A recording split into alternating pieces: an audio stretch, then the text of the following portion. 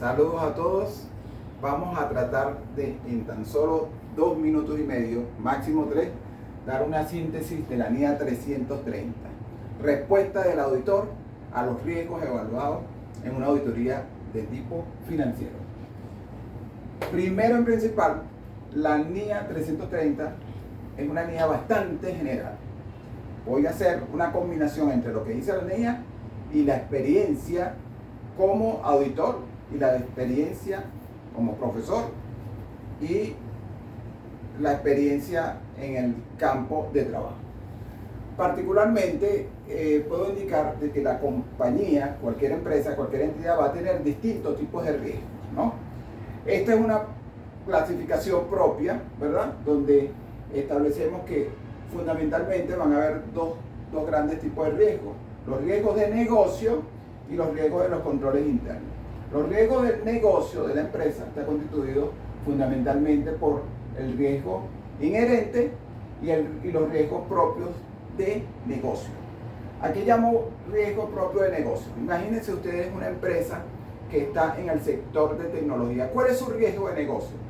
Comprar, por ejemplo, artículos, tecnología que se desactualicen muy rápidamente. Ese es un tipo de riesgo de negocio. El riesgo inherente son los riesgos que tienen que ver con el entorno social, el entorno político, el entorno de imagen, etcétera, etcétera.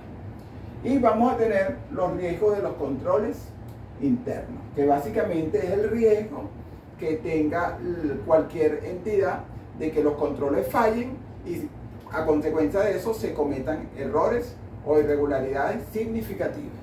Ese pudiera ser un posible, como digamos, concepto general. Ahora, ¿de qué trata la NIA? La NIA trata fundamentalmente de establecer cuál es la respuesta que nosotros vamos a tener como auditores a todos estos riesgos. ¿Ok? En principio, en cuanto a los riesgos de negocio, quien conoce más del tema a nivel de riesgo, porque nosotros como contadores públicos no fuimos facultados como para esa parte específica de hacer diagnóstico de negocio, pero el cliente debería tener una unidad que esté pendiente de cuáles son esos riesgos. Una de las cosas que nosotros debemos hacer como auditores es ver esa plantilla, es ese plan que tiene el cliente diseñado para mitigar cada uno de esos riesgos de negocio.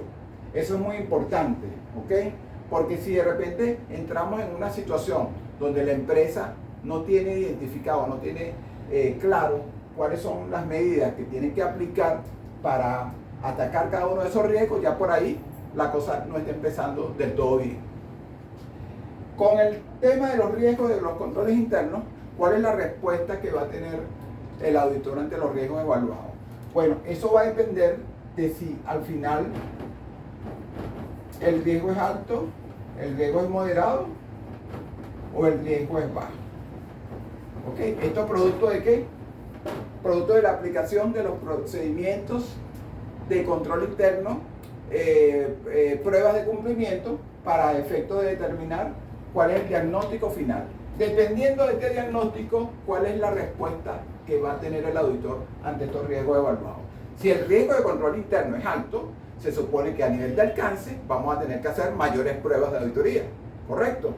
Si el riesgo es alto, la oportunidad de la prueba va a ser más rígida, es decir, voy a tener que aplicar esa prueba en el momento justo. Y en tercero, la naturaleza de la prueba va a tener que ser una prueba muchísimo más estricta, una prueba de detalles, por ejemplo, a nivel sustantivo. Esas serían como, digamos, las respuestas del auditor.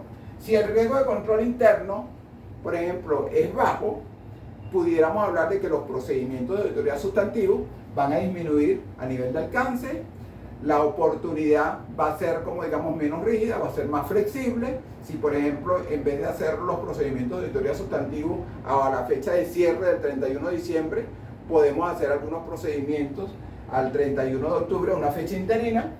Y desde un punto de vista de naturaleza de los procedimientos de auditoría sustantivos, pudiéramos aplicar unos procedimientos de auditoría sustantivos de revisión analítica. Se reducen las pruebas de detalle, ¿ok? Entonces, eso que estamos conversando contendría las respuestas generales que debe aplicar el auditor ante los riesgos evaluados. Bueno, me excedí en los 3 minutos, disculpen, seguramente se llevó a 5 o 6 minutos, pero lo importante es que se haya aprendido. Néstor Benavente, estamos a la orden en las redes sociales.